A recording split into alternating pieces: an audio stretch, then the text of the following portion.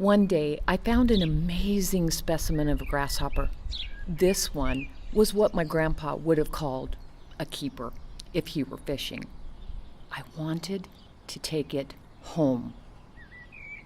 The problem was that I found it on the playground, and the rule was no creatures were to enter through the classroom door, as well as the unspoken rule that young ladies do not like bugs. I mustered all my courage to bring the most magnificent specimen into the class and slip it into my desk.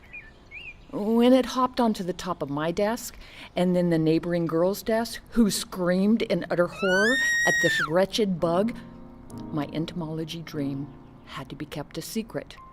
My adaptation skills kicked in, and I would sit quietly in the back of the class, camouflaging myself, observing and staying quiet in order to survive school. Often I would sit and stare out at the large window, wondering about nature or questions I had about the big world. I didn't understand why I didn't fit in or learn the same way as others. I had to adapt and work twice as hard as others to learn any concept.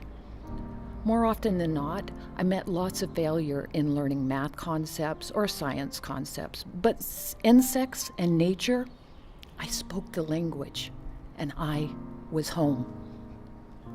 With a learning disability and living in a mining community, I felt as if my only choice in a career were to become a secretary or a teacher.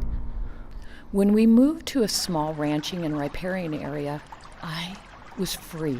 I could pursue my dreams and develop my understanding, linking the hands-on learning to make connections with the unknown language of math and science. Through lots of determination and perseverance, I finished high school, but my dreams of becoming an entomologist had finally been squished like an insect.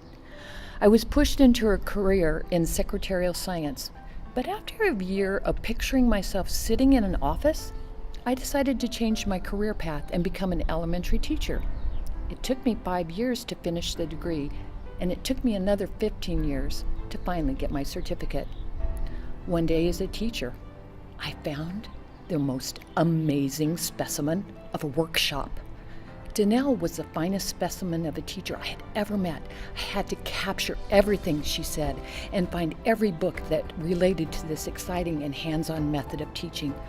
I knew in my heart this was a model of teaching that I had been craving to implement in my classroom. I became a STEMAZing teacher in my classroom using the lessons and materials provided in the workshops. Students explored, tinkered, failed, and created.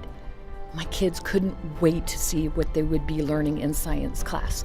The students who had an academic or emotional difficulties would often be the first ones in the door with a smile on their face, ready to learn. They felt a sense of acceptance and willingness to be risk takers. We were all a family of risk takers, and we were thriving and growing as learners. One young lady slipped me a note saying that she had decided to become a scientist or an engineer because of my class. My passion was rekindled, and my students' passion for learning was ignited. I was home. I will forever be a STEMAZing teacher and leader.